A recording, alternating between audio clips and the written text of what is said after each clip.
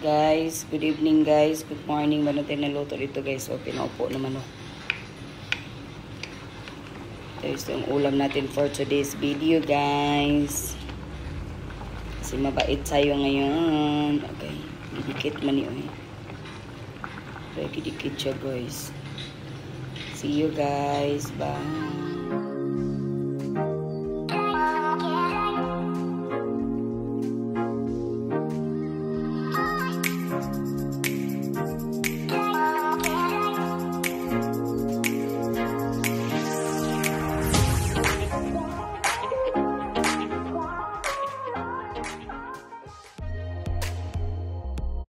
Ito na guys ang ulam natin. Ito guys.